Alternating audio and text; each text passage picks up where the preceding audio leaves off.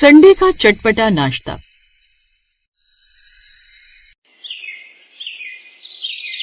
जयपुर में गुप्ता परिवार का घर था, जिसमें सावित्री देवी की 2 बहुएं थी, बड़ी बहू संजना और छोटी बहू सीमा। संजना के 2 बच्चे थे, 6 साल की नेहा और 8 साल का वीर। एक रोज जब संजना और अंकिता दोनों खाना बना रही थी, तभी उनकी सास उनके पास आती है। संजना बहू, अंकिता बहू, तुम्हारी हापुड़ वाली बुआ सास यानी लीलावती का फोन आया था। वो कह रही थी कि छोटे बेटे की शादी के बाद अब उसने घर गृहस्थी बहुओं को सौंप दी है और काफी सालों से उनका यहाँ आना भी नहीं हुआ, तो वो अब कुछ समय के लिए यहाँ आ रही है। तुम दोनों भी तो अभी तक उनसे मिली भी नहीं हो। हाँ, मिली तो नहीं है मम्मी जी, लेकिन उनकी बड़ी बहू आई थी ना देवर जी की शादी में, तो बता रही थी कि बुआ जी कितनी सख्त हैं और वो हर बात में कमी निकालती हैं।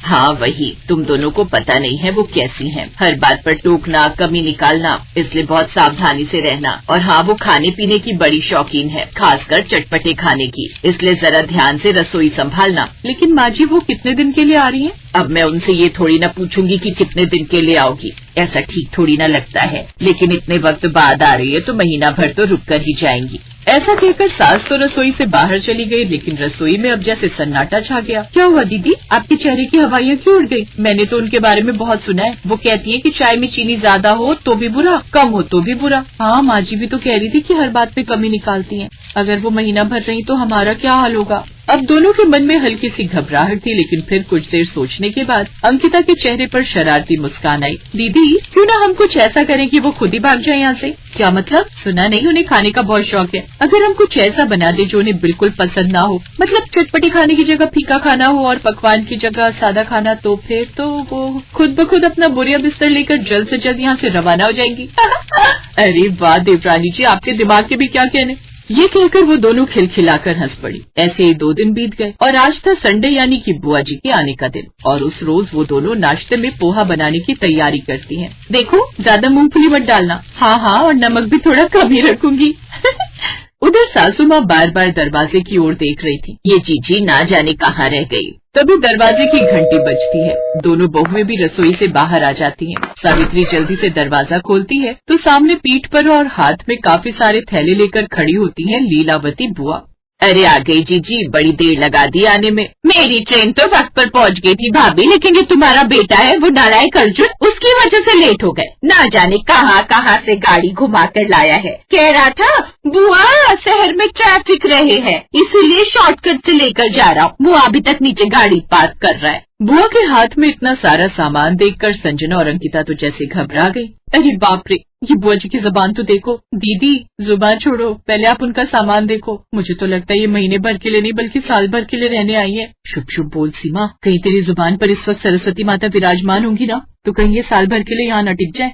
लीलावती अंदर आती है और एक तरफ सामना सामान रख देती है। फिर सभी एक एक कर उनसे मिलते हैं। फिर दोनों बहुएं उनके पांव छूती हैं। आज पहली बार तेरी दोनों बहुओं को देख रही हूँ सावित्री, दोनों ही बड़ी सुंदर है। मैं तो पहले ही कहती थी कि आपको यहाँ आए हुए कितना समय हो गया है। चलिए अब आप हाथ मुंह धो लीजिए, नाश्ता तैयार है। कुछ देर बाद जैसे ही वो नाश्ते की टेबल पर आती है तो दोनों बच्चे पोहा मुंह में डालते ही कहते हैं, मम्मी ये क्या है? पोहा? आज संडे था, आज का नाश्ता तो कुछ अच्छा बना देती। चुप कर, ऐसे खाने में कमी निकालते हैं, इसे अन्न का अपमान करना कहते हैं। चल अब चुपचाप नाश्ता कर। बुआ जी लीजिए, आप भी नाश्ता करिए ना। हाँ बहू, भूख तो लगी पड़ी है, लाई धर दे। लेकिन जैसे ही उन्होंने पोहा मुंह में डाला तो सबके मुंह बन गए। है ये क्या है मम्मी, फीका पोहा? हाँ बहू, घर में नमक मिर्च कम हो गया था क्या जो इतना फीका बना डाला? अरे 2 मिनट रुको बच्चों, दिल छोटा मत करो। मैं भी ये बात मानती हूँ कि संडे वाला दिन तो चटपटा नाश्ता ही करना चाहिए, और तुम्हारी ये इच्छा मैं अभी पूरी कर देती हूँ। फिर लीलावती ने बैग खोले। उसने पहले बैग में से निकाले समोसे, कचौड़ी और आलू की सब्जी, दही कचौड़ी, इडली सांभर और छोले भटूरे। बुआ जी, आज तो आपने मौज कर दी, क्या बढ़िया सा चटपटा नाश्ता आया है। अरे ये तो मैं उस रेलवे स्टेशन से लेकर आई हूँ। जब तक अर्जुन का इंतजार कर रही थी तो तब तक सोचा कि कुछ पैक ही करवा लिया जाए, लेकिन अभी रुको, अभी इसके अलावा भी और भी तो बहुत कुछ है। फिर शाम के समय वो अपना तीसरा थैला भी खोलती है, जिसमें से वो गांव की लाई हुई हरी ताजी सब्जियां, साथ में मक्की का आटा। अरे वाह, गांव का मक्की का आटा और ताजी ताजी सब्जियां, फिर तो बड़ा ही मजा आएगा। इसके बाद अब वो अपने दूसरे बैग से बच्चों के लिए कपड़े और खिलौने लाती हैं। बच्चों यहाँ आओ, ये कपड़े और खिलौने तुम दोनों के लिए। थैंक यू बुआ जी, आप बहुत अच्छी हैं। तुम भी तो इतने प्यारे हो। संजना, अंकिता, ये लो ये साड़ियाँ तुम दोनों के लिए, और ये मिठाई सावित्री, कलाकंद तुम्हें बहुत पसंद है ना? अरे इसकी क्या जरूरत थी बुआ जी? हाँ बुआ जी। अरे जरूरत कैसे नहीं थी, मैं तुम दोनों से पहली बार मिली हूँ तो तुम्हारे लिए कुछ न कुछ तो ले ही आती। हाँ जीजी, आप सच में काफी कुछ ले आई। तो क्या मैं खाली हाथ आती सावित्री? अच्छा बहू, आज तुम खाने में ये मक्के की रोटी और सरसों का साग ही बना दो। और बच्चों, आज रात को मैं तुम दोनों को कहानी सुनाऊंगी। ये सुनकर बच्चे खुशी से उछल पड़े। फिर वो दोनों खाना बनाने में लग गए, लेकिन मक्के की रोटी वो बहुत ही कम बनाती थी, इसलिए जैसे तैसे वो बनाई, पर वो पूरी गोल नहीं बनी। फिर जानबूझकर उन्होंने साग में भी नमक मिर्च हल्का ही रखा। फिर संजना ने साग के साथ मक्के की रोटी परोसी। वाह वाह, कितनी अच्छी बनी है ये साग और मक्के की रोटी। फिर संजना और अंकिता चौंक गई। अब सच में बुआ जी? और नहीं तो क्या, मैं झूठ बोलूंगी क्या अब इस उम्र में? इसमें तुम दोनों बहुओं का प्यार मिला है। और देखो, साग में मसाला भी नाप तौल कर डाला है।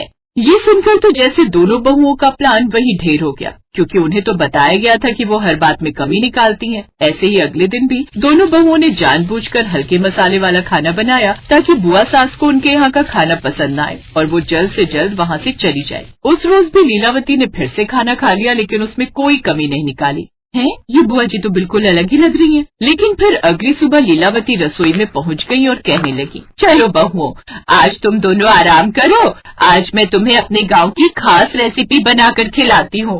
बुआ जी आप? हाँ तो क्या हुआ? कौन सी किताब में लिखा है कि घर की रसोई बहुओं के हवाले ही कर देनी चाहिए? अरे वो बेचारी भी तो थक जाती होगी, अब तुम आराम करो। ये देख वो दोनों चुप रह जाती हैं और बाहर चली जाती हैं। अब अगले 3-4 दिन ऐसे ही हंसी खुशी से बीत गए। लीलावती ने बहुओं को अपने जीवन की बातें बताई, साथ ही वो उन्हें अपनी बेटियों की तरह ही रखती। एक रोज, बुआ जी एक बात कहें, हमने तो सुना था कि आप बड़ी सख्त हैं, लेकिन जैसा हमने सुना था आप तो उससे बिल्कुल अलग हैं। लोग समझते हैं कि मैं बहुत सख्त हूँ, लेकिन असल में मैं बस चाहती हूँ कि घर में सब अच्छा हो, और थोड़ी सख्त रहूंगी तभी तो बहुएं अपने घर को अच्छे से संभाल पाएंगी।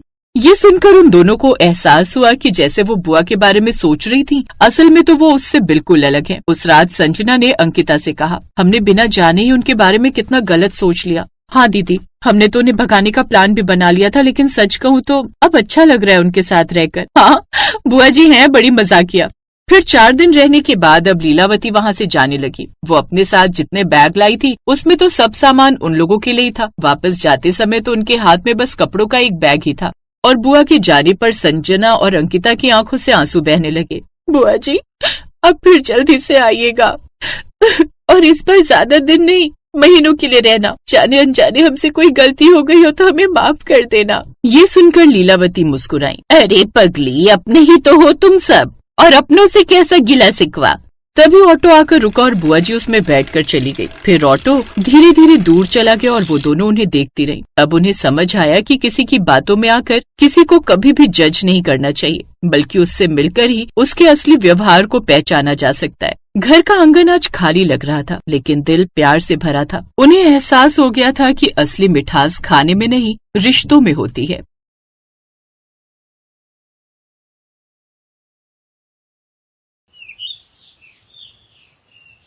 माँ, आज नाश्ते में क्या बनाया? भाई मेरी तो तबीयत खराब है, रात से ही हल्का हल्का बुखार है, तो मैंने तो बस उपमा बना दिया है। अबे नव्या की बच्ची, जब तुझे पता है कि माँ की तबीयत खराब है तो तू नाश्ता बनाने में उनकी मदद नहीं कर सकती थी? भैया मेरे एग्जाम चल रहे हैं, मैं रात भर पढ़ती रही, अभी सोकर उठी हूँ, तो बताओ नाश्ता कैसे बनाती बोलो। अरे यार कोई फायदा नहीं है, पूरा हफ्ता तो बस जल्दी जल्दी में ही नाश्ता करके हम दोनों ऑफिस भाग जाते हैं। हाँ और क्या, मैं भी तो दुकान पर चला जाता हूँ, बस एक संडे तो मिलता है आराम करने के लिए। सबको लगता है कि संडे के दिन बढ़िया बढ़िया नाश्ता मिलेगा। ऐसा है, मैं भी पूरे हफ्ते आराम नहीं करती हूँ, समझे। अरे 5-5 आदमियों का अलग अलग नाश्ता बनाना कोई छोटी बात है क्या भला। तो फिर एक काम करते हैं, मोहन भैया की शादी करा देते हैं, घर में भाभी आ जाएगी तो सही हो जाएगा। माँ, मोहन भैया की शादी करा दो। उस दिन के बाद मधु और राजेंद्र मोहन के लिए लड़की देखने लगे, और फिर उन्हें मिली महिमा। महिमा बहुत ही अच्छा खाना बनाती थी, और फिर कुछ वक्त के बाद मोहन और महिमा की शादी हो गई, और महिमा घर की बड़ी बहू बनकर ससुराल आ गई। फिर शादी के कुछ दिन बाद, ये लीजिए मम्मी जी, मैंने आज इडली और डोसा बनाया है। क्या बात है भाभी, आपको इडली डोसा बनाना आता है? और नहीं तो क्या, अरे इडली डोसा क्या, मुझे तो उपमा, सैंडविच, केक, नमकीन, हलवा जो कहोगे वो सब बनाना आता है। ये सही है। तो फिर आज से रसोई की जिम्मेदारी आप ही के हवाले भाभी। हाँ, वो तो है ही। महिमा नहीं जानती थी कि वो कितनी बड़ी मुसीबत मोल ले रही थी। शादी के बाद कुछ दिन तक तो वो शौक शौक में अच्छा खाना बनाती रही और बदले में उसे भर भर कर तारीफें भी मिलती रही। अरे वाह बहू, क्या बात है, कितना बढ़िया हलवा है भाई है? लेकिन खुद की तारीफ सुनना महिमा को कुछ ही दिन अच्छा लगा, क्योंकि अब वो थकने लगी थी। ससुराल वालों की रोज रोज की फरमाइशें और बेचारी महिमा बस सारा दिन रसोई में ही लगी रहती। फिर एक दिन, भाभी कल संडे है, सबकी छुट्टी है, तो बताओ कल नाश्ते में क्या बनाओगी? सोच रही हूँ सबके लिए उपमा बना देती हूँ। हैं भाभी, उपमा भी कोई खाने की चीज है? आप तो कुछ अच्छा सा बनाओ ना। वैसे आपको दही भल्ला बनाना आता है क्या? हाँ आता तो है। हाँ तो दही भल्ले बनाओ। अब जब बन ही रहा है तो सुबह समोसे और बना लेना। ससुराल वालों की बात सुनकर महिमा ने झूठी मुस्कान दिखाई। असल में वो अंदर से बहुत ही घबराई हुई थी। उसका भी मन था कि वो संडे को आराम से सोकर उठे और कुछ हल्का बनाए, लेकिन जिस तरह से फरमाइशें आई थी उन्हें टाइम पर पूरा करने के लिए वो बेचारी सुबह 4 बजे उठ गई और उठते ही खाने की तैयारी में लग गई। 3-4 घंटे के बाद उसने 10 तरह के पकवान बनाकर सबके लिए रख दिए। वाह भाभी, एकदम राजा टाइप का फील आ रहा है, क्या बात है। हाँ महिमा, पकवानों से तो पूरी टेबल ही भर गई भाई, मजा आ गया।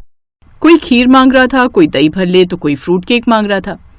महिमा आधी नींद में सबको खाना परोसती रही। फिर आखिर में, यार कितने दिन बाद मजा आया ना। कैसा हो अगर हर संडे ऐसे बढ़िया बढ़िया नाश्ता मिले? सही है, फिर तो मजा ही आ जाए। अपने सास ससुर के सामने तो महिमा चुप रही, लेकिन उसका मन कर रहा था कि अगर उसे दैविक कहीं अकेले में मिल जाए तो उसकी चटनी ही बना दे। उस दिन के बाद से जब भी संडे आता बेचारी महिमा को 10 तरह का नाश्ता बनाना पड़ता। फिर एक शनिवार की रात को, अरे महिमा क्या हुआ, ये सिर पर पट्टी क्यों रखकर लेटी हो? मुझे बुखार है, बदन टूट रहा है। अच्छा, कोई बात नहीं, मैं तुम्हें अभी दवाई देता हूँ। तुम दवाई खाओ और आराम से सो जाओ। कल संडे है ना, तो जल्दी उठकर नाश्ता भी बनाना होगा तुम्हें। और रुको, मैं तुम्हारा बुखार नाप लेता हूँ। लेकिन थर्मामीटर में तो बुखार आया ही नहीं। और ये देखकर, देखा दवाई ने कितना तेज असर किया। अब तुम्हें बिल्कुल बुखार नहीं है। चलो मैं सोने जा रहा हूँ। Okay, good night.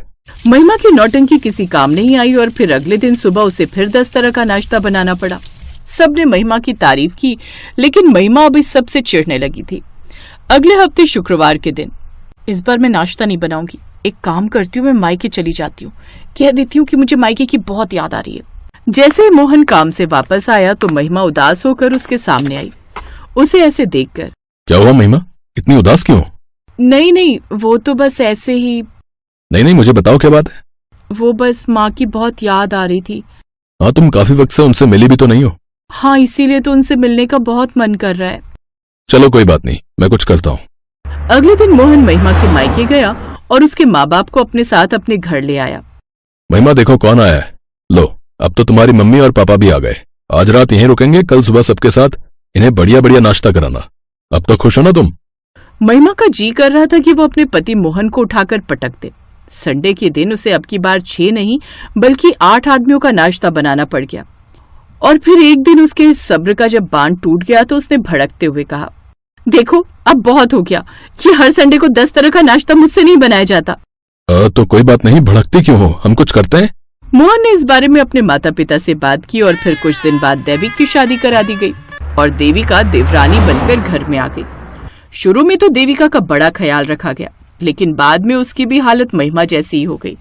यार भाभी, ये संडे को इतना रात से नाश्ता करने की आदत कहाँ से पड़ गई इन लोगों को? इसकी गुनहगार मैं ही हूँ देविका। अच्छी बहू बनने के चक्कर में हर किसी की फरमाइशें पूरी करती रही और अब वो परंपरा बन गई है इस घर की। समझ नहीं आ रहा अब क्या ही करूं। देविका और महिमा अपने ससुराल वालों की आदत से परेशान थी। तब तक फिर शनिवार आ गया। अगली सुबह संडे को दैविक और मोहन का बॉस अमर उनके घर आ गया। अरे अमर सर आइए ना। आइए सर बैठिए, मैं नाश्ते का पता करके आता हूँ। अगले पल बेचारी महिमा और देविका उतरे हुए मुंह के साथ एक के बाद एक थाली लाती गई और देखते ही देखते नाश्ते से पूरी मेज भर गई। इतना सारा नाश्ता देखकर अमर हैरान था। उसने नाश्ता करना शुरू किया और फिर, वाह भाई क्या बात है, मजा ही आ गया। आपने मेरे लिए इतना कुछ बनाया? नहीं सर, इतना तो हमारे यहाँ हर संडे बनता ही है। अच्छा, तो कोई कुक लगवाया है क्या? नहीं सर, कुक की क्या जरूरत है, मेरी पत्नी और दैविक की पत्नी है ना, वही बना लेती है मिलजुल कर। ये तो अच्छी बात है। अच्छा मोहन, दैविक, एक काम करो, अगले हफ्ते से आप दोनों संडे को भी ऑफिस आओगे और काम करोगे। और हाँ, 2 घंटा एक्स्ट्रा काम करोगे, ओके? क्या हुआ सर, नाश्ता अच्छा नहीं लगा क्या? संडे को ऑफिस, उस दिन तो छुट्टी होती है ना? मोहन, हाँ सर, और आप तो हमें छुट्टी के दिन ज्यादा काम करने को कह रहे हैं। अच्छा, तुम दोनों की संडे के दिन छुट्टी, और ये तुम दोनों की पत्नियां? ये क्या मशीन है? संडे को इनकी छुट्टी तो नहीं होती। उल्टा तुम सब लोग मिलकर इनसे डबल मेहनत करवाते हो। ये तुम्हें अपना परिवार समझती हैं, और तुम क्या इन्हें मजदूर समझते हो? अमर की आवाज में गुस्सा था। उसकी बात सुनकर सबने मुंह नीचे कर लिया। किसी के पास इस बात का कोई जवाब नहीं था। उधर महिमा और देविका की आंखों में भी आंसू थे। किसी ने तो उनका दर्द समझा था। तभी दैविक धीरे से बोला, मैं समझ गया सर, हमें अपनी गलती का एहसास है, आगे से ऐसा नहीं होगा। Best buddies. Hello friends, thanks for watching this video. अगर आपको ये वीडियो पसंद आया है तो प्लीज लाइक, सब्सक्राइब, कमेंट्स करें इस वीडियो पर, और हाँ, शेयर करना भी ना भूलें। और भी मजेदार वीडियो देखने के लिए नीचे दिए गए बेल आइकॉन को दबाएं। देखते रहिए बेस्ट बडीज।